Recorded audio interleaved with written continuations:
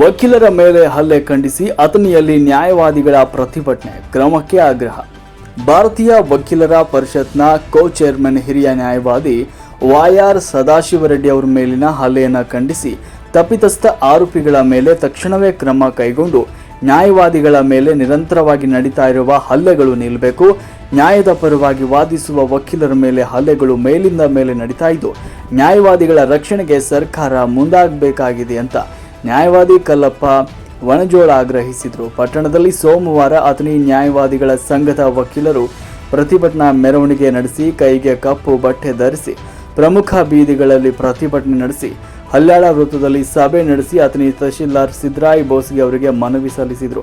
ನಂತರ ನ್ಯಾಯವಾದಿ ಕಲ್ಲಪ್ಪ ವಾಣಜೋಳ್ ಅವರು ಮಾತನಾಡಿ, ಭಾರತೀಯ ವಕೀಲರ ಪರಿಷತ್ನ ಕೋ ಚೇರ್ಮನ್ ಹಿರಿಯ ನ್ಯಾಯವಾದಿ YR ಸದಾಶಿವರೆಡ್ಡಿ ಅವರ ಮೇಲೆ ಏಪ್ರಿಲ್ 16 ಬೆಳಗ್ಗೆ ಬೆಂಗಳೂರಿನ ಅವರ ಕಚೇರಿಯಲ್ಲಿ ಅಪರಿಚಿತರಿಂದ ನಡೆದ ಹಲ್ಲೆಗೆ ಗಂಭೀರವಾಗಿ ಗಾಯಗೊಂಡಿದ್ದು, ಇಂತಹ ಪ್ರಕರಣಗಳು ಮರುಕಳಿಸದಂತೆ ಉಗ್ರ ಕ್ರಮವನ್ನು ಜರುಗಿಸಬೇಕು ಹಾಗೂ ನ್ಯಾಯವಾದಿಗಳ ರಕ್ಷಣೆಗೆ ಸರ್ಕಾರ ಕ್ರಮ ತೆಗೆದುಕೊಳ್ಳಬೇಕು ಅಂತ ಆಗ್ರಹಿಸಿದರು. ಇದೇ ವೇಳೆ ನ್ಯಾಯವಾದಿಗಳ ಸಂಘದ ಅಧ್ಯಕ್ಷ NB ಕೋಕ್ಲೆ, ನ್ಯಾಯವಾದಿ ಶಶಿಕಾಂತ್ ಬಾಡ್ಗಿ, ಬಾಹು ಸಾಹೇಬ ಕಾಂಬ್ಳೆ, ಸುನಿಲ್ ಸಂಕ ಮಾತನಾಡಿದರು.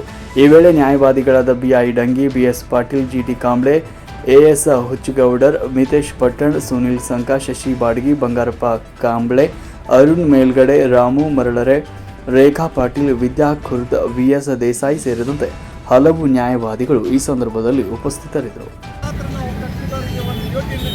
ನ್ಯಾಯ ಕೊಡಲಾಕ ಮತ್ತು ಪ್ರಾಮಾಣಿಕವಾಗಿ ನಾವು ಕೋರ್ಟ್ಗೆ ಬಂದು ವಾದ ಮಾಡೋದಕ್ಕೆ ಸಾಧ್ಯ ಇಲ್ಲ. ಕೇಂದ್ರ ಸರ್ಕಾರನೂ ವಕೀಲರ ಈ ರಕ್ಷಣೆಗೆ ಧಾವಿಸಬೇಕಾಗುತ್ತೆ. ಕೇಂದ್ರ ಸರ್ಕಾರನೂ ರಾಜ್ಯ ಸರ್ಕಾರ ಹೆಂಗೆ ವಕೀಲರ ರಕ್ಷಣೆ ಕಠಿಣ ಕ್ರಮದ ಒಂದು ಕಾನೂನನ್ನು ಜಾರಿಗೆ ತರಬೇಕು. ಈ ರೀತಿ ಸರ್ಕಾರ ಮೃದು ಧೋರಣೆ ಸಮಾಜಘಾತ ಶಕ್ತಿಗಳಿಗೆ ತೋರದೆ ನಮಗೆಲ್ಲರೂ ವಂದಿಸಿ ನನ್ನ ಮಾತಿಗೆ ವಿರಾಮ ಹೇಳ್ತೀನಿ.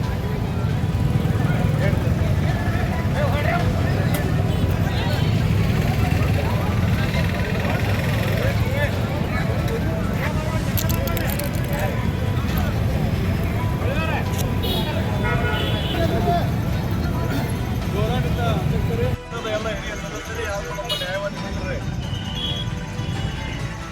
ಬೆಂಗಳೂರಲ್ಲಿ ಸುಮಾರು 3 ದಿವಸ ಹಿಂದೆ ಒಬ್ಬ ಇಲ್ಲಿಯ ಬಾರ್ ಕೌನ್ಸಿಲ್ ಆಫ್ ಇಂಡಿಯಾದ ಸದಸ್ಯ ಹಾಗೂ ಹಿರಿಯ ನ್ಯಾಯವಾದಿ ಸದಾಶಿವರೆಡ್ಡಿ ಅವರ ಮೇಲೆ ಕಕ್ಷಿದಾರ ಕೇಸ್ ಕೊಡುವ ನೆಪದಲ್ಲಿ ಹೋಗಿ ಅವರಿಗೆ 4 ಜನ ಹಲ್ಲೆ ಮಾಡಿದ್ದು. ಅದು ಒಬ್ಬ ಹಿರಿಯ ನ್ಯಾಯವಾದಿ, ಸುಪ್ರೀಂ ಕೋರ್ಟ್ ಹಾಗೂ ಹೈಕೋರ್ಟ್ನಲ್ಲಿ ವಾದಿಸುವಂಥ ಒಬ್ಬ ಹಿರಿಯ ನ್ಯಾಯವಾದಿ ಆ ವ್ಯಕ್ತಿಯ ಮೇಲೆ ದುಷ್ಕರ್ಮಿಗಳು ಹಲ್ಲೆ ಮಾಡಿದ್ದು. ಇದು ವಕೀಲರು ಮಾಡುವಂಥ ಒಂದು ಖಂಡನೀಯ. ಈ ಖಂಡನೆ ಯಾಕೆಂದರೆ ವಕೀಲರಿಗೆ ಒಂದು ಸಂರಕ್ಷಣೆ ಇಲ್ಲದಂತಾಗಿದೆ. ಯಾಕೆಂದರೆ ಪಕ್ಷದಾರರು ಬರಬೇಕಾದ್ರೆ ಒಂದು ಅಂಜಿಕೆ ಹುಟ್ಟುವಂಥ ಒಂದು ವಕೀಲರಿಗೆ ಬಹಳ ತೊಂದರೆ ಆಗಿದೆ. ಈ ಘಟನೆ ನಾವೆಲ್ಲರೂ ರಾಜ್ಯಾದ್ಯಂತ ವಕೀಲರು ಇವತ್ತಿನ ದಿವಸ ಘಟನೆಯನ್ನು ಖಂಡನೆ ಮಾಡಿದ್ದೇವೆ. ಎಲ್ಲ ವಕೀಲರಿಗೆ ಒಂದು ಯೋಗ್ಯ ರಕ್ಷಣೆ ಸಿಗಬೇಕು.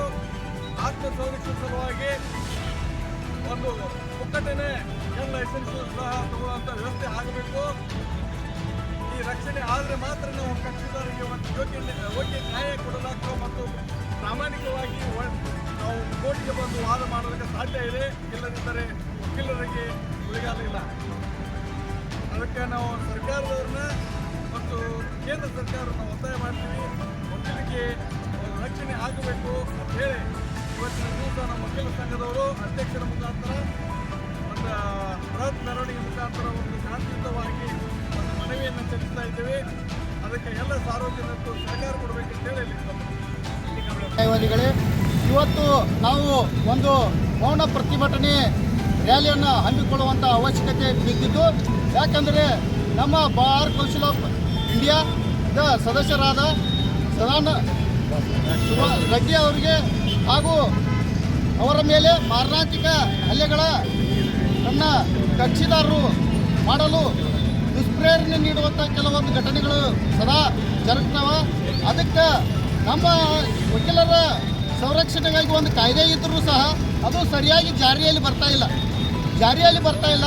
ಕೆಲವೊಂದು ಸಮಾಜಘಾತಕ ಶಕ್ತಿಗಳು ತಾವು ನಮ್ಮ ಕರ್ತವ್ಯವನ್ನು ಒಳ್ಳೆಯ ರೀತಿಯಿಂದ ಕಾನೂನಿನಬದ್ಧವಾಗಿ ಮುನ್ನಡೆಸಿಕೊಂಡು ಹೋದಾಗ ಕೆಲವೊಂದು ಪರ ವಿರೋಧ ವಾದ ವಿವಾದಗಳ ಮೂಲಕ ಪರ ವಿರೋಧ ತೀರ್ಪುಗಳು ಕಂಡು ಬರ್ತಿದ್ದು, ಅದನ್ನೇ ಒಂದು ಗುರಿಯಾಗಿ ಇರಿಸಿಕೊಂಡು ನಮ್ಮ ವಕೀಲರ ಮೇಲೆ ಅಲ್ಲಿ ಸಾರ್ವಜನಿಕ ಹಿತಾಸಕ್ತಿಯಿಂದ ಸಾರ್ವಜನಿಕರಿಂದ ಹಾಗೂ ಅಧಿಕಾರಿಗಳಿಂದ ಕೆಲವೊಂದು ಪಟ್ಟಭದ್ರ ಅಧಿಕಾರಿಗಳಿಂದಲೂ ಸಹ ವಕೀಲರಿಗೆ ಜೀವದ ಭಯ ಆಗುವಂಥ ಒಂದು ಘಟನೆಗಳು ಘಟಿಸ್ತಾ ಇದ್ದಾವೆ. ಅದಕ್ಕೆ ಏನೈತಿ, ನಮ್ಮ ವಕೀಲರ ಸಂರಕ್ಷಣೆ ಕಾಯ್ದೆಯನ್ನು ಯಥಾವತ್ತಾಗಿ ಒಂದು ಕಠಿಣವಾದಂಥ